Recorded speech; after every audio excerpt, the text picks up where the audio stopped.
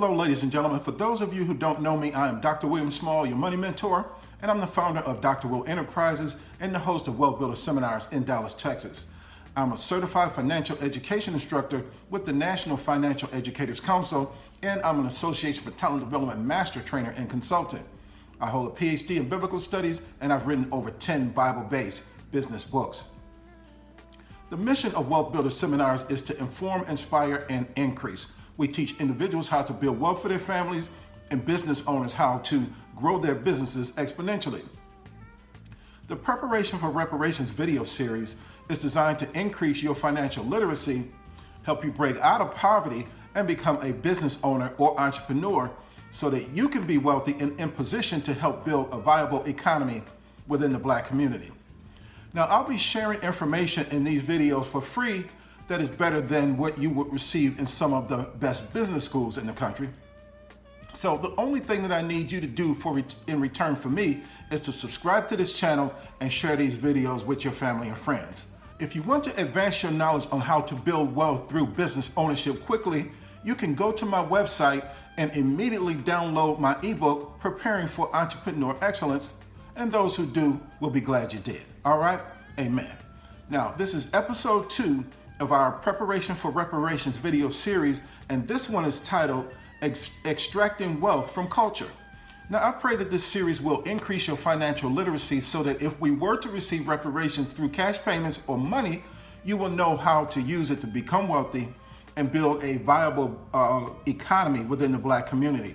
In this video, I'll also attempt to increase your awareness of the obstacles, whether they're cultural, political, or social, that Black people must overcome in order to obtain and maintain wealth in America.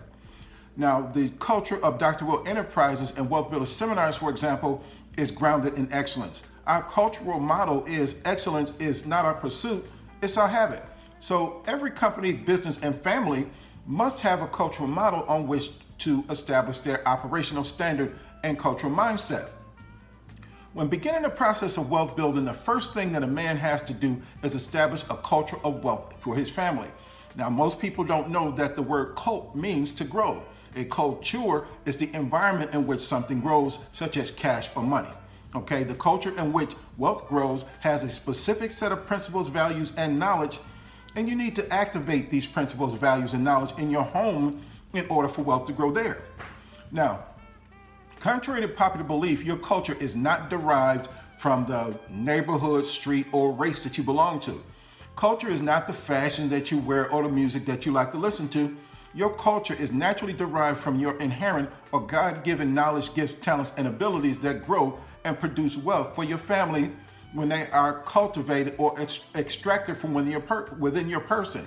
When hundreds of people from the same community with the same type of natural gifts, talents, and abilities are concentrated in a city, neighborhood, or block, it establishes an artificial culture in that area. And if the culture that established in that area also contains principles, values, and knowledge that is conducive for wealth to grow, that neighborhood will be affluent. But if the area does not have a cultural environment that is conducive for wealth to grow, it will be either poor or moderate financially. If you're a young person, don't be confused now, because the word culture in an economic context is not the same as how we use it in our common vernacular. Culture in economics is connected to what we do with our cash. If you like to bling, you won't have a thing. The things that we like to eat, the things we like to do, and the places we go, and all the things that we buy are influenced by our economic, cultural mindset. However, sometimes the places that we go, such as the church or to the club, instead of influencing its culture, it influences ours. And more than any other community, Black church people get caught up in the prosperity and fake it till you make it culture, to the point where it has them looking to be blessed before they become blessed. Too many Black people are giving the money away that they could be using to become wealthy, rather than creating a false image of being rich. 1 Timothy chapter 5 verses 6 through 10 says essentially that trying to look rich when you have no money is not profitable. But the average church-going person wouldn't know that, because they don't read the Bible, and most club-going people don't read the financial section of the newspaper. While establishing a wealth-building culture for our home, we have to get our family members to understand that you can live in the ghetto, but you don't have to let the ghetto live in you. You may have grown up in the projects, but you don't have to let the project's cultural mindset grow up in you. We have to understand that ghetto and project living are a part of our experience, but they are not a part of our inherent culture. The projects were designed by our detractors to strip us of our inherent culture and replace it with a culture of poverty and dependency by keeping us trapped in low income or impoverished areas. Now, this will sound sinister and like a grand conspiracy theory, but have you ever thought about what the word projects mean? Why did someone decide to call low-income housing, where poor people are stacked up on top of each other, a project? The word project in our common vernacular does refer to government-subsidized housing, but the word project is also a reference to a collaborative enterprise that is carefully planned and designed to achieve a particular aim. Did you get that? The word project means a collaborative enterprise that is carefully planned and designed to achieve a particular aim. Now, according to the dictionary, a project is an attempt to estimate or forecast something that will happen based on a set of circumstances or facts or present trends. When government housing was first created in the 1930s to help white families recover from the Great Depression, it was called subsidized housing. And at that time, they didn't allow black families to participate in this recovery plan. But when the government began giving housing or subsidized housing to black people, the name was changed to the projects. So recognizing that fact, it made me wonder, what is the project? What is the government enterprise that has been carefully planned? What is the particular aim that they were trying to achieve? And what did they estimate, forecast, or project would happen by stacking a bunch of poor people on top of each other? The Housing and Urban Development Act of 1965 was initiated during the height of the Black Power movement. And that was a time when black men and women were working together to force the government to give them more jobs, better housing, and so on. President Lyndon Johnson's administration viewed the Black Power movement as a threat to national security. Black people organized to demand that the government provide better housing and job opportunities, but the government perceived their organization as a threat to the nation. Local law enforcement took the federal government's fears so literal that they decided to eliminate the organization and its leaders altogether.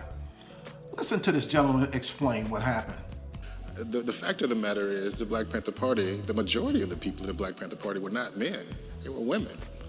And a few years after the party started, the majority of the leadership of the Black Panther Party were women. And so it just wasn't true that there's this group of black men going around killing white people. Another lie that's been told about this organization is that it was racist and anti-white and they just didn't like white people at all. Well, also not true, and I'll prove that to you. The Panthers would find out what the problems were in their communities and attempt to solve them. For example, they realized that children weren't learning in school, and they weren't learning because they were hungry. So they decided to feed the children. They were going to feed them before school, so they created these free breakfast programs. And the way they created these programs was to go to the grocery stores in their communities, ask the grocery store owners if they would donate milk and bread and eggs and meat and cereal, other things people eat for breakfast. And these store owners said yes, and they donated these items. And all over the country, in every city where there was a chapter of the Black Panther Party, and there was about 40, there was a free breakfast program. So it's not likely that these white business owners would donate to the Black Panther Party if they were actually racist. One of the people who was very, very good at pulling individuals, white and others, into the Black Panther Party orbit was a guy by the name of Fred Hampton. Fred Hampton was the leader of the Chicago chapter of the Black Panther Party. He was a very eloquent speaker, and he was very persuasive. Fred Hampton could persuade people that there was actual injustice. And more importantly than that, he could persuade people that they should do something to combat that injustice. We say all power to all people. We say white power to white people. Brown power to brown people. Yellow power to yellow people. Black power to black people. X power to those that we left out. We say Panther power to the Vanguard Party. When you leave here saying the last word. Before you go to bed tonight, say I am a revolutionary. Make that the last word. In case you don't wake up, then somebody might believe it and you might, end up in what they call a revolutionary happy hunting ground. Say that. I am a revolutionary. Say it when you're going out. Everybody listen to me. Okay, we're going to say it while we're going out. I also worked with other groups and organizations who were Latino, Asian, Native American, even large groups of poor whites who had moved up from the South or into Chicago from Appalachia. They would work with these organizations and set up the same kinds of programs in their communities. And they were very successful at this, but the government didn't like what they were doing. So in addition to vilifying and discrediting them in the press, it began to arrest its members, and in very extreme cases, to kill its members. And that's exactly what happened to Fred Hampton.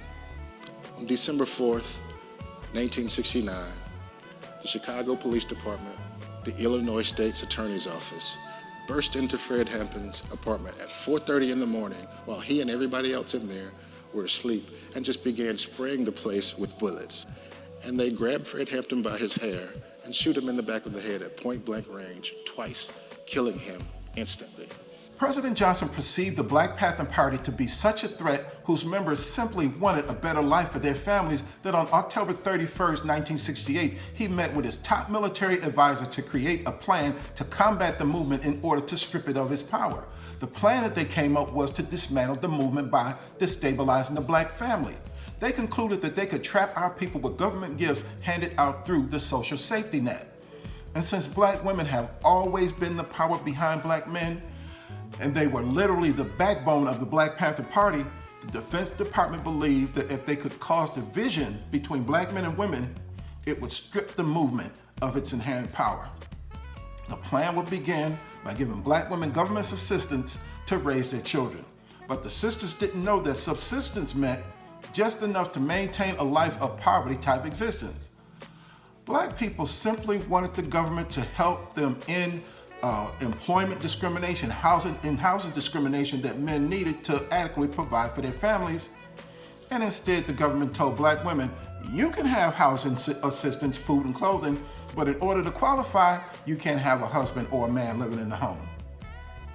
Black women were given government subsidies, but because the amount that they received was so low, they were forced to move into low-income housing projects or a community that had a high concentration of poverty. President Johnson's Defense Department officials believed that concentrating poverty in small urban areas with poor people clustered together or stacked up on top of each other could lead to crime, drug use, poor education, and incarceration. The projects would become centers of hopelessness for children absent of fathers that would breed delinquency, vandalism, self-hatred, and murder. President Johnson was reportedly so pleased with this plan that he was recorded as saying, if the niggers use these social programs on a large scale, we will be able to keep them in slavery for another 200 years. Now, it appears that President Johnson's projection was correct because here we are, 52 years later, still dependent on government subsidies and still living in a type of voluntary slavery. 52 years later, their plan to strip men of their inherent power by destabilizing the Black family is still working. Once I found out about Johnson's meeting with his military advisors, I began to wonder if this was the enterprise that the government carefully planned. Is the high rate of boys murdering each other with no men around to correct their behavior the particular aim that the government was trying to achieve? There are plenty of studies which prove that when boys are separated from men as babies, they will become violent in adolescence. After studying this carefully, I had no choice but to conclude that this is what the government estimated or projected would happen by putting our people in projects. It is time, brothers and sisters, that we force the government's 1968 plan to come to an end. A 52-year run is long enough to allow this to go on, so men must begin to create a culture of wealth in our families by teaching our children to retain their inherent culture, but to get rid of the ghetto, project, and poverty mindsets. Our children must be led to understand that the best way to keep a people powerless is by keeping them poor. Ecclesiastes chapter 7 verses 11 and 12 says, wisdom is good with inheritance, and by it there is profit to them that see the sun. For wisdom is a defense and money is a defense, but the excellency of knowledge is that wisdom gives life to them that have it.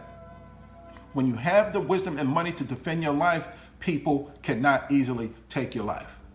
Under the law of natural selection, which is where we get maxims like winner take all and survival of the fittest, a man only has a right to that which he can defend. If he cannot defend his money, he has no right to cash. If he cannot defend his house, he has no right to a home. If a man cannot defend a woman and children, he has no right to a family. And if a man cannot defend his life, he has no right to live. Wisdom is a defense and money is a defense, but wisdom plus money helps you defend your life. Therefore, men must give their children the wisdom that they need to make money so that they can defend their lives from government tyranny. Fathers must identify what God gave each of their children inherently in terms of knowledge, gifts, talents, and abilities, and learn how to extract that value from them in order to create wealth for their families. The men who have walked away from their children because of bad relationships or conflicts with their mothers must return to their children to help lead them into their God-ordained destiny. Now, God decided that it would take a man and a woman to give birth to a child, and God wanted a man and a woman to raise a child together for a reason.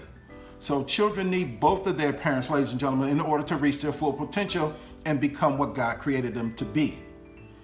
The government created a plan to actively destabilize the black family by creating division between black men and women. However, the feminist movement is currently serving to perpetuate the government's black family destabilization plan, and black women who adhere to the feminist ideology that tells them that they should be leaders and that they should be the ones in power are having real difficulty keeping a man or finding a husband to help them raise their children. Feminist ideology is devastating the black family and is causing a great number of black children to live in or close to poverty.